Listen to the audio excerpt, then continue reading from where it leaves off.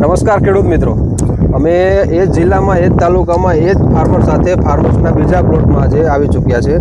આ ફાર્મર્સમાં આપણે મેગઝીન કંપનીની કઈ વેરાયટીનું વાવેતર કરેલું છે? ફ્રીડમ આમાં આ ફ્રીડમનું વાવેતર થયેલું છે.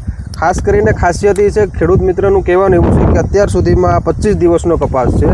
એની સાઇઝ, એની શાઇનિંગ અને ગ્રોથ થઈ ગયો. વિપુલભાઈ, આમાં ખાતર પાણીનો કોઈ હજી સુધી દવા ના, પાયાનું ખાતર એસપી સિવાય કોઈ બીજું ખાતર આપ્યું નથી. બરાબર. દેખો, પાયાનું જ ખાતર ખાલી એસપી આપેલું છે, ડીએપી વાળો આપેલું છે. એના સિવાયનો અત્યાર સુધીમાં કોઈ પ્રકારનો ખર્ચો નથી. સુસ્યા બુસ્યા એવા કોઈ પ્રકારનો ખર્ચો કર્યો અત્યારે કોઈ જીવાત નથી. બરાબર. દેખો, તમે જોઈ શકો ખેડૂત મિત્રો કે કમસે કમ નહીં હોય તો 1.5 ફૂટનો કપાસ થઈ ગયો છે.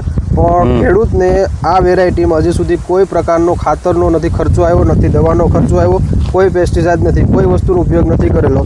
એ છતાં પણ તમે જોઈ શકો આ કપાસનો ગ્રોથ કેવો છે, ચમક કેવી છે, એના પાંદડાની ચમક જોવો, એની સાઇઝ જોવો અને એના લાઇન જોવો તમે, અને એનું જર્મિનેશન તમે જોઈ શકો સામે કે કેટલું એનું જર્મિનેશન આવેલું છે.